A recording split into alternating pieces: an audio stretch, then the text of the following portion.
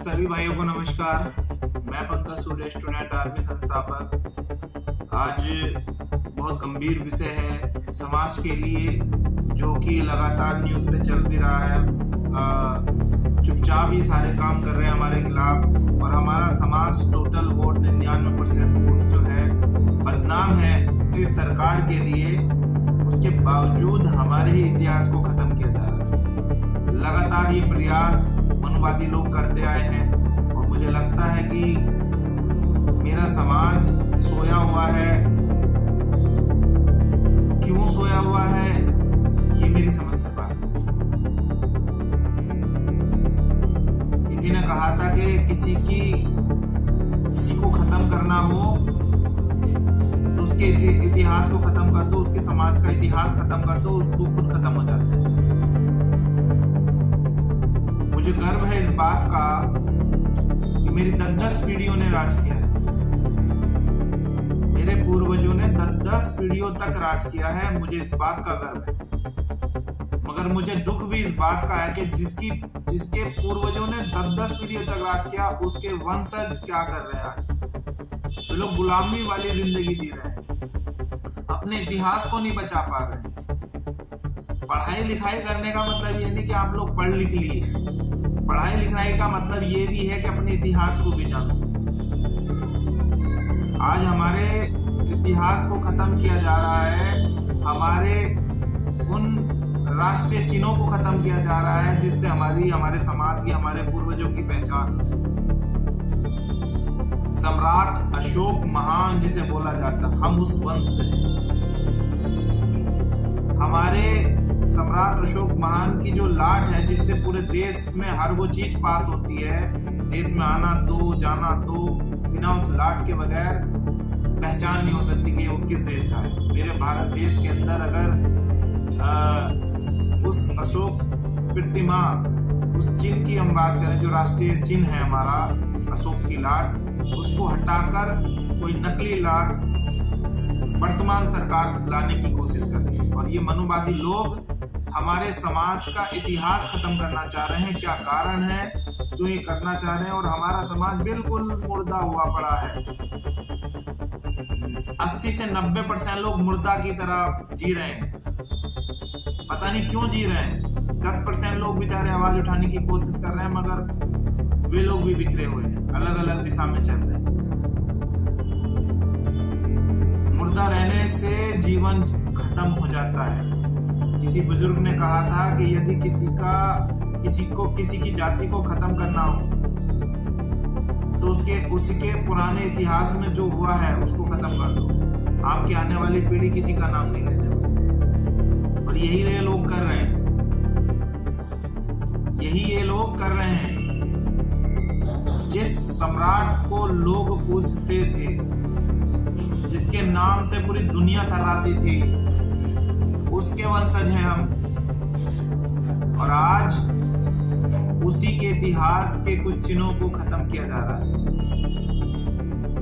राष्ट्रीय चिन्हों को खत्म किया जा रहा है। धीरे धीरे ये लोग क्या कर रहे हैं, अभी पीछे एक बीजेपी में राष्ट्रीय गान के टाइम पर बीजेपी का झंडा जो हमारे भारतीय झंडे से ऊपर लगाया गया था, ये भारतीय झंडे का, भारतीय ध्वज का अपमान था। मगर इसमें किसी भी प्रकार का ना तो मीडिया ने विवाद विरोध किया और ना जनता ने। क्या जरूरत पड़ी है करने की?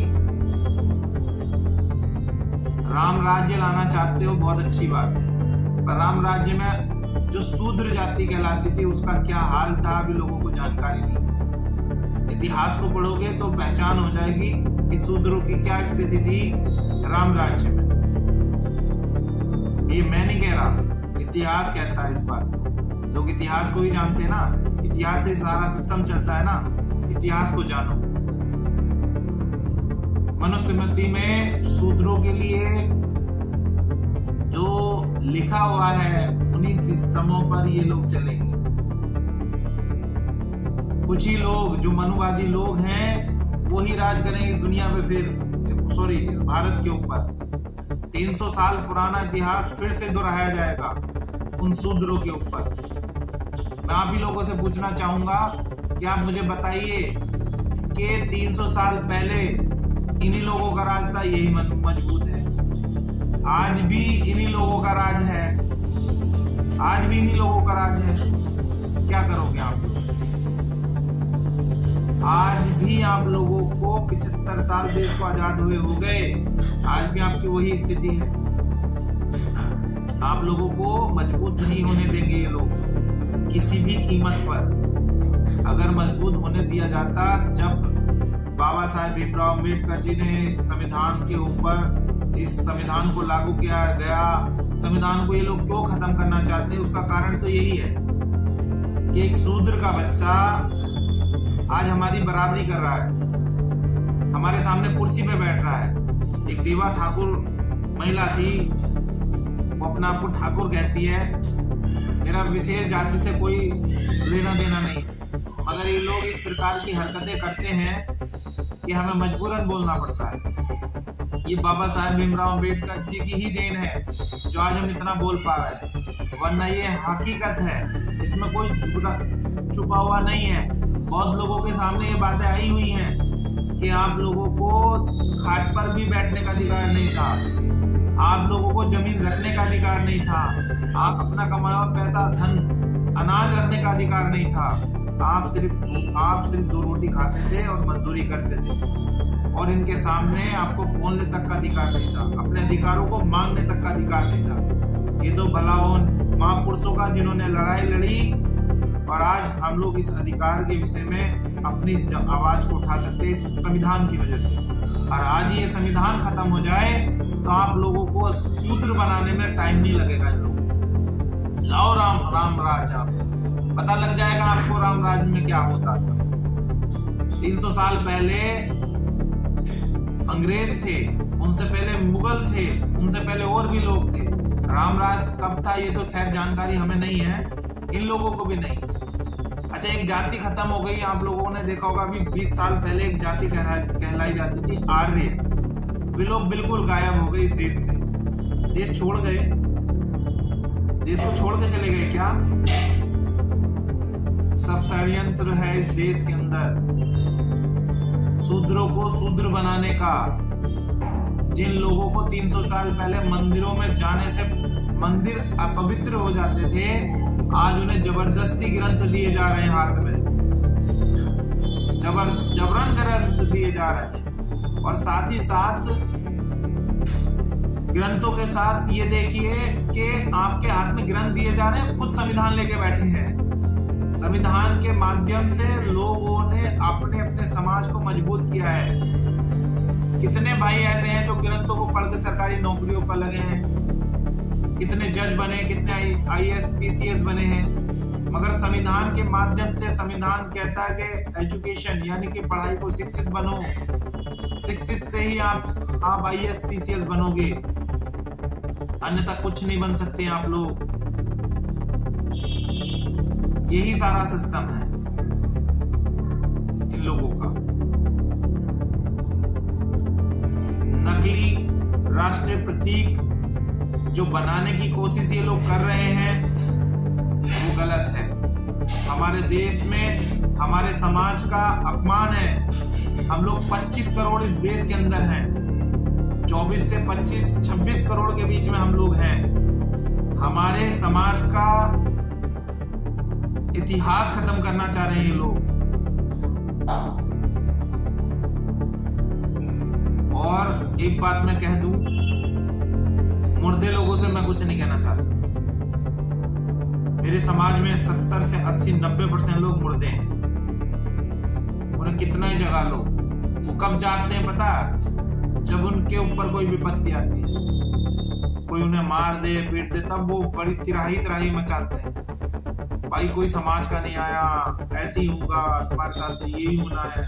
खुद कभी नहीं कहेगा मैं किसके साथ गया हूँ, कभी नहीं कहेगा कि मैं भी किसी के साथ खड़ा हुआ हूं। आपस में लड़के मर जाएंगे। संगठित होना सीखो। इतिहास खत्म कर रहे हैं ये लोग आपका। आपकी पीढ़ी खत्म हो जाएगी। आपको आपके नाम से, आपके समाज के नाम से आपको जानेगा नहीं कोई। आप उसी दिशा में दोबारा जा रहे हो जिस दिशा में आपसे 300 साल पहले थे। 75 साल देश को आजाद हुए हो गए, क्या ऊंची जाति के लोग इतने शिक्षित हैं? आपको अपनी शिक्षा पे विश्वास नहीं है, अपने बच्चों पे विश्वास नहीं है? क्या आप सही मेहनत से मेहनत कर कर ही नौकरी प्राप्त कर सकते हो? अरे भाई, जब अधिकारी इनके होंगे तो सिलेक्शन किन लोगों का होगा ये आप लोग नहीं जानते? जिसकी लाठी उसकी भैंस, जिसकी लाठी उसकी भैंस। तो अधिकारी भी इनके, तो सिलेक्शन भी इन्हीं लोगों का होता है। आप जिस की बात करोगे, जिस सरकार की बात करोगे, मैं ये कह सकता हूं कि जब तक लाठी अपने हाथ में नहीं आएगी तब तक भैंस भी हमारी नहीं होगी। यानी कि ताकत जब तक अपने हाथ में ना लोगे तब तक आप लोग कभी अपने समाज को आगे नहीं बढ़ा सकते। और मेरा मकसद है कि अपने समाज की एकता को बनाए रखना। और समाज के बहुत सारे नेता जो राजनीति करते हैं, मेरा उन लोगों से अनुरोध है कि अलग थलग होकर आप कुछ भी नहीं उखाड़ सकते लोग, ना सत्ता हासिल कर सकते हो, ना अपने समाज का विकास कर सकते हो।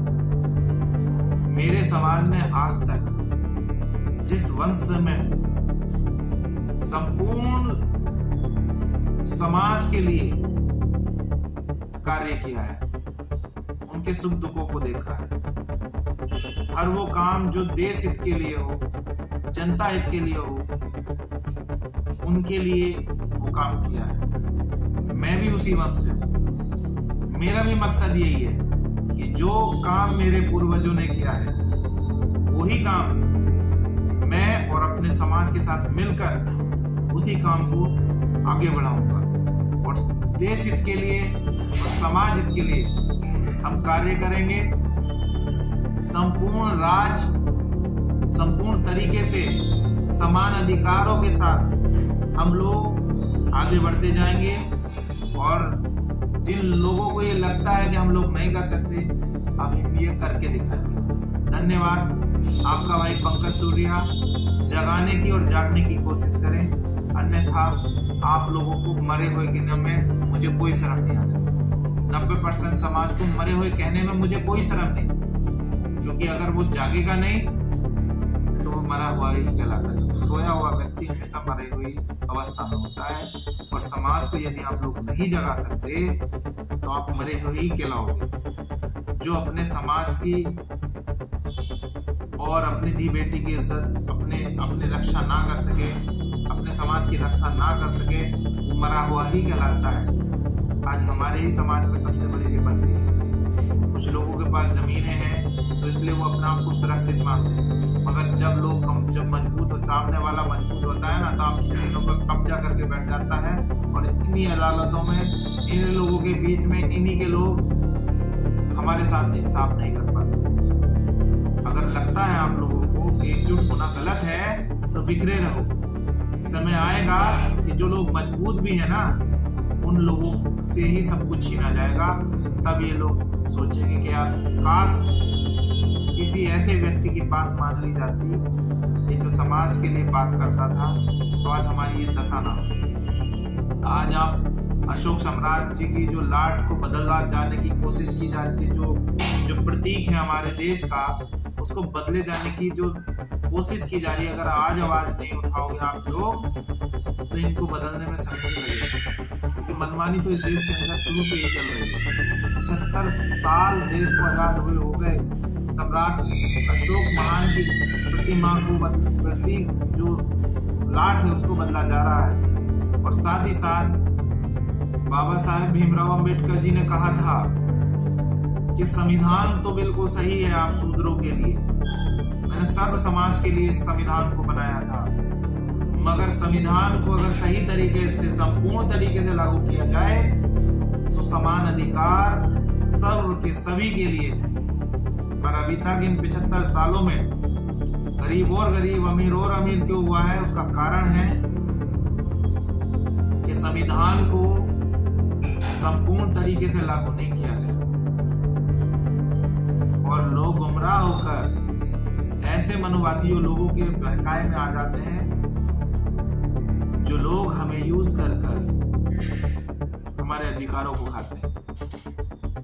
आज 300 साल पहले जिन लोगों को मंदिरों में नहीं घुसने दिया जाता था, आज उनके हाथ में जबरदस्ती ग्रंथ थमाए जा रहे हैं। उसका कारण है कि 300 साल पहले मां के पेट से राजा जन्मा जाता था। आज जनता के वोट से राजा को जना जाता है। राजा बनने के लिए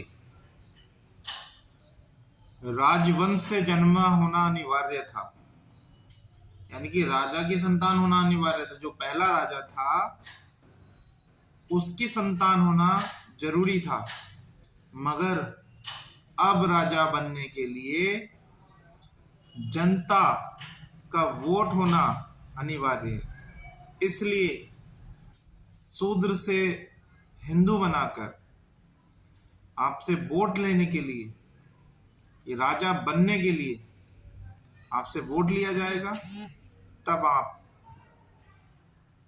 जब राजा ये बन जाएंगे तो मनमानी तो राजा की हमेशा होती है। तो आप ये सोच लो कि राजा इन्हें बनाना है या आपको बनना है, ये आपको सोचना होगा। और एक चीज और मैं बता दूं आपसे कि 4 वर्ण बनाए हैं इन्होंने, ब्राह्मण, वैश्य, क्षत्रिय, शूद्र, ये 4 वर्ण हैं। आपसे मैं बता दूं, ना तो आप ब्राह्मण हैं, ना तो आप क्षत्रिय हैं, ना आप वैश्य हैं। वैश्य का मतलब जानते हो, जो बनिया होता है। क्षत्रिय मतलब ठाकुर, और ब्राह्मण मतलब ब्राह्मण, पंडित। इन तीनों में यदि आप हो तो ये बात मैं आपसे नहीं कह रहा हूं, मगर जो शूद्र में आते, शूद्र में बाकी सब है। ब्राह्मण को छोड़ दीजिए, ठाकुर को छोड़ दीजिए और बनिए को छोड़ दीजिए। बाकी शूद्रों की गिनती उन सब लोगों की है जो लोग ये मानते हैं कि हम शूद्र नहीं है। शूद्र आप सब लोग हैं। आप देख लीजिए इन तीनों में आप कौन से हैं। क्षत्रिय आप हो, ब्राह्मण आप हो, या बनिए आप हो। लोग अभी यही नहीं समझ पा रहे। हम 85% लोग चाहे तो पूरा इतिहास बदल सकते हैं, मगर शायद मैं तो अपने ही समाज को कहूंगा कि लोग चाहते ही नहीं है कि इस गुलामगिरी से, इस गुलामी की जिंदगी से निकला जाए। ऐसे समाज को मैं धन्यवाद देता हूं जो लोग अपने समाज को एकजुट कर कर अपने अधिकारों की लड़ाई लड़ना चाहते हैं और लड़ते हैं और हासिल भी करते हैं। मगर ओबीसी समाज में एकजुटता नहीं है। और ओबीसी को छोड़ो, मैं तो अपने ही समाज की बात कर लूं कि मेरा समाज ही नहीं चाहता कि हम इस गुलामी की जिंदगी से निकलें। पूरा दिन खुरपा रगड़ते हैं। रगड़ो, आने वाली पीढ़ी को भी रगड़वाओ। जब जमीनें ही खत्म हो जाएंगी आप लोगों के हाथ से, तो आपके बच्चे फिर नाली और लैट्रिन ही साफ करेंगे। 10% लोग ही हैं जो जागरूक हैं। 90% लोग मेरे समाज के सोए हुए हैं। मेरा आप लोगों से अनुरोध है, समाज में शिक्षित बनो, संगठित रहो, राजनीतिक तो जरूर बनो, आत्मनिर्भर भी बनो। अन्यथा जो लोग आज सत्ता में बैठे हैं आपके अधिकारों को खा रहे हैं। मुसलमान की लड़ाई हमसे लड़वाते हैं। जितने भी अधिकार हैं, जितने भी अधिकार, शिक्षा में मान लीजिए, नौकरी चाकरियों में मान लीजिए, क्या किसी मुस्लिम ने खा रखी है आपकी नौकरी चाकरी? किन लोगों ने खा रखी है? जिनके बहकाए में आप लोग आकर अपने अधिकारों को ध्यान में न रखते हुए उन लोगों के बहकाए में आ जाते हो, वही लोग आपके अधिकार खा रहे हैं। बुद्धिजीवी हो, नहीं समझ में आएगी तो आ जाएगी, जब आप पर यही लोग लट बजाएंगे। धन्यवाद।